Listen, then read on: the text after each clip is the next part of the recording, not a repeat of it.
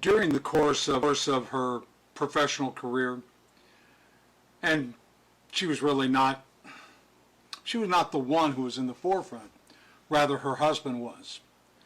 But during the time that Barbara Bush was First Lady and served in the capacity of so many different things relative to her husband's position as Vice President, President, Director of this, Director of that, Barbara Bush kind of ruffled some feathers.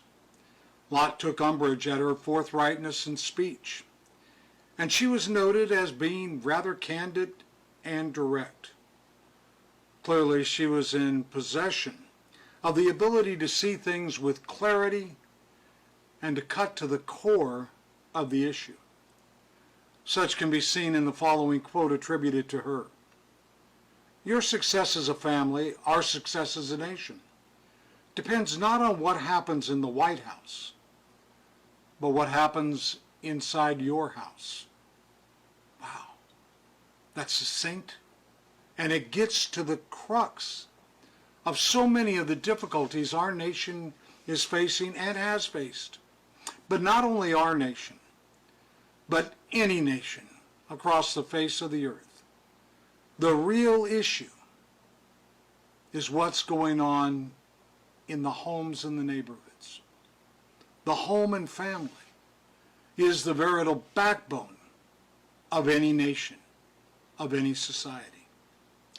Solomon, writing in the book of Proverbs, in the 14th chapter, and verse 34, "Righteousness exalts a nation, but sin is a disgrace to any people." Now, more than 2,500 years after Solomon had penned these words, noted orator and one of the founding fathers of the United States, Patrick Henry, has stated the following: "Righteousness alone can exalt America as a nation. Whoever thou art, remember this, and in thy sphere practice virtue thyself, and encourage it in others." You see what Patrick Henry was saying? Basically the same thing that Solomon said. But what Patrick Henry did is he brought it down into a very finite way, because he put the responsibility on the shoulders of each and every citizen. I have the responsibility for moral virtue in myself. And then in the sphere of influence in my home, I have to bring it to the forefront in like manner. Isaiah asked King Hezekiah, as seen recorded in the 20th chapter of 2 Kings in verse 15, "What have they seen in your house?" That's a valid question, but maybe not apropos for where we are, but yet still a question. Now I realize what Isaiah was asking of King Hezekiah, but let's just look at that and kind of skew it a little bit and ask the question, what have they seen in your house? What's been seen in my home? There is no doubt there has been a quantum shift in our culture. Consider, for example, that currently 69% of all minor children live in a home where there are two parents. Easy for me to say, where there are two parents. Now, that does not mean that both parents are biological parents. Now, that is a quantum change from what was seen in 1960, wherein that figure was slightly over 80%.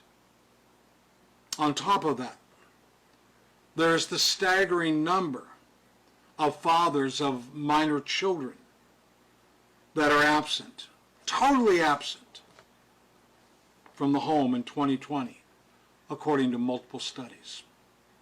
They have the children, and then they forget the children. Mothers are left to raise the children on their own. Rarely does the father interact, if ever. Absentee fathers, we hear it all the time. There's a penchant to try and ascribe blame elsewhere. Just think back to Barbara Bush's quote, that it is up to the individual to step forward and take part of the responsibility that they have in bringing a life into the world and so constructing a family and a home unit. Now, part of this entails what is seen in Proverbs 22 and verse 6. Train up a child in the way he should go. We can't just bring a life into this world and then just ignore it or be absent from it, abdicate our responsibility. No.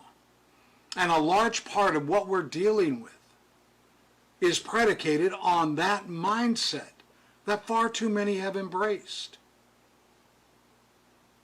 And it's not just this generation. Information has come to me from a number of sources regarding a number of families. And they're not young families. But that family members have been found that have been abandoned. And abandoned for decades and decades with no structural nuclear family. So how can there be a train up a child in the way he should go when those responsible for bringing in, or at least one of those responsible for bringing in the child into the world, wants no part or portion of it? How sad that is.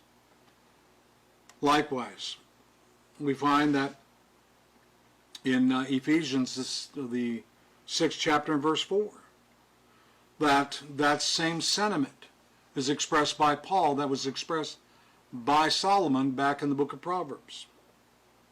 Likewise, we find that mothers are to love their husbands as well as their children, and to be sensible and look well to the ways of the home.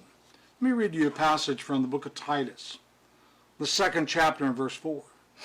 And this is talking about older women, that they may encourage the young women to love their husbands, to love their children, to be sensible, pure, workers at home. Let me stop there.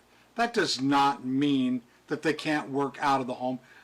You can go back to Proverbs 31 and show justification for that. But rather, what it is saying is that they look well to the ways of their household. They realize that that responsibility is theirs, and it is to be worked in concert with the husband. But we read on. Subject to their own husbands, that the word of God may not be dishonored. So, come back. What have they seen in your house? That's sobering. The first unit of society is the home and family. It is the structural foundation of any nation. And the home should be a place of teaching and of learning, both those things of a spiritual nature, as well as the comportment of life in general. Parents must embrace the need to stress the import of honoring God first and foremost, of personal responsibility, establishing a good work ethic. The choices you make have consequences. The vital need to be a person of principle and treating all people in a respectful and equitable manner is paramount if our society is going to move forward and advance. So many grandparents are left with the need to raise their grandchildren. I know that they're willing to do it, but they shouldn't have to. They shouldn't have to. Responsibility needs to be accepted across the board. And so when we say, well, what has been seen in your house, that speaks volumes. In Matthew, the 7th chapter, it's recorded in verse 12.